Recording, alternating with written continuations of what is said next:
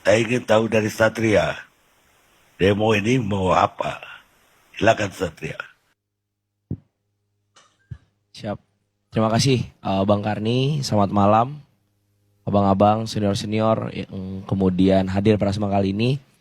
Yang jelas, pertama ingin saya coba garis bawahi bahwa demonstrasi lebih dari sekedar mobilisasi massa, teriak-teriak di jalan, bahwa murni memang demonstrasi adalah gerakan sipil yang organik, yang itu adalah akumulasi dari kemarahan-kemarahan publik, kemarahan-kemarahan rakyat, yang kerap kali rasa-rasanya bukan menjadi variabel penting bagi Presiden Jokowi melihat kemarahan publik untuk didengar dan untuk direspon.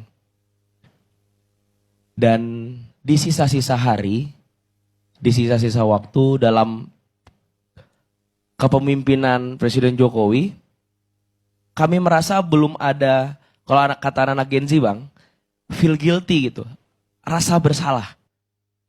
Dari banyaknya produk-produk hukum yang bermasalah, yang jelas-jelas orkestratornya adalah Jokowi beserta kroni-kroninya di Senayan. Kawan-kawan kami aktivis, jurnalis, akademisi yang kemudian melakukan perlawanan direpresi. Banyak tanah-tanah rakyat yang kemudian digusur untuk kepentingan proyek-proyek pemerintah yang tidak memerhatikan aspek-aspek humanis dan aspek-aspek lingkungan gitu. 10 tahun ini rasa-rasanya kami dari BMSI sedang merecap bukan lagi 10, 15, 20 dosa Jokowi, tapi 1000 dosa Jokowi gitu. Dan yang ketiga, dalam transisi ternyata, Bang, kita ingin lepas dalam cengkeraman Jokowi yang kerap kali kalang kabut.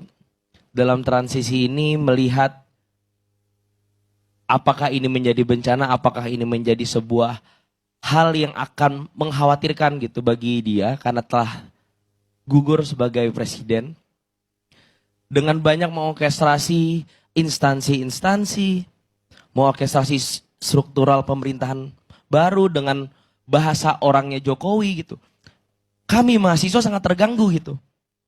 Ibarat kata kami di BEM dengan kepengurusan 1 tahun, transisi tahun depan, misalnya saya, Presiden BEM Universitas Brawijaya, tidak ingin diintervensi oleh Presiden BEM sebelumnya. Karena saya punya visi, misi, serta arah gerak yang kemudian harus teraktualisasi dengan baik tanpa intervensi gitu. Belum lagi bahwa wakil presiden terpilih adalah anak Jokowi yang jelas-jelas kita bias melihat hubungan ayah dan anak lebih dari sekedar hubungan presiden lama dan wakil presiden terpilih. Sehingga berbicara demonstrasi yang akan datang, kami sudah cukup muak setiap demonstrasi, Bang. Dibilang ditunggangi, kita dibilang eksklusif dan sebagainya macam, jelas-jelas kita bersatu. Bahkan sekarang di kalangan-kalangan masyarakat yang dulunya mungkin terpolarisasi, oke ada gerakan kiri, ada kemudian gerakan yang punya paham ini dan sebagainya macam. Sekarang berbicara gerakan sipil, asal narasinya sama dan isunya sama bahwa Jokowi dan keluarga harus diadili, kita datang ke sudut-sudut kampus, kita sedang ke sudut-sudut kota untuk berkonsolidasi gitu. Dan 22 sampai 23 Agustus peringatan darurat revisi undang-undang pilkada, Bang, kami tidak melakukan konsolidasi sedikit pun. Saling tanya antar elemen, antar BEM tuh enggak. Ketika kemudian peringatan darurat revisi undang-undang pilkada, semuanya turun dari seluruh kalangan, mahasiswa, middle class, partai buruh, kemudian elemen-elemen buruh gitu, petani dan sebagainya macamnya datang tanpa terkonsolidasi. Walaupun memang ada plus minus, misalnya no leader ketika kemudian di lapangan segala macam. Artinya ketika kemudian saya ditanya, ini konsolidasinya kapan, Bung? Ya kita tanpa konsolidasi dan secara tidak langsung elit-elit lah yang mengkonsolidasikan kita untuk datang ke sini dengan rasa marah. Dan revisi undang-undang pilkada dengan sebanyak itu, masa aksi, saya yakin betul bahwa tidak semuanya marah akan revisi undang-undang pilkada. Dan bahkan ada beberapa teman-teman yang gak ngerti. Tapi turunnya mereka adalah bentuk akumulasi dari 10 tahun ke belakang. Sehingga ini menjadi peringatan yang luar biasa darurat gitu. Ketika kemudian hari ini Presiden Joko Widodo masih tone deaf. Kalau kata anak-anak Gen Z, feel guilty gitu, rasa bersalah yang nggak ada gitu. Tiba-tiba rilis, ayo jangan lupa sahkan RUU perampasan aset.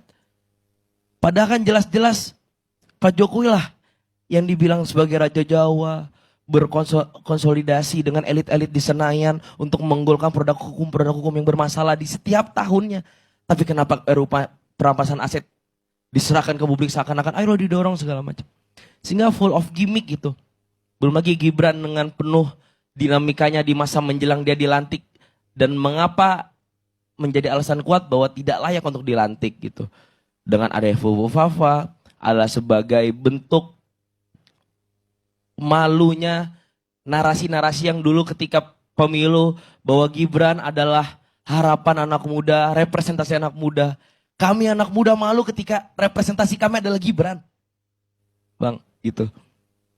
Ketika kemudian, iya, karena banyak hal yang kemudian perlu kita cermati dari mungkin proses pemilu yang seperti apa dan sebagainya macam. Jadi kira-kira begitu Bang Karni kalau misalnya berbicara tadi demonstrasi dan link back ke belakang mengenai belakangan ini gerakan-gerakan sipil yang hadir di masyarakat. Jadi apa persisnya tuntutan para demonstran dari Senin besok itu?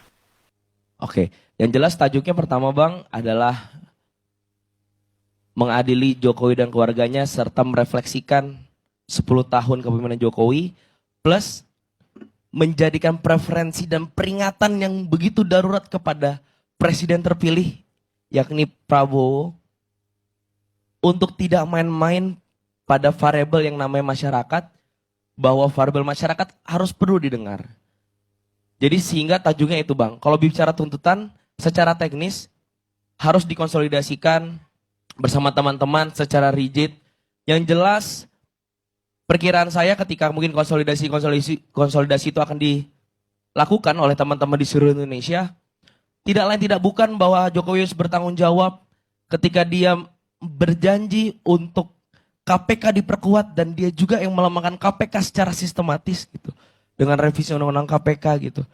Dia yang kemudian berjanji untuk menuntaskan pelanggaran HAM-HAM berat dan di zaman dia pula gitu.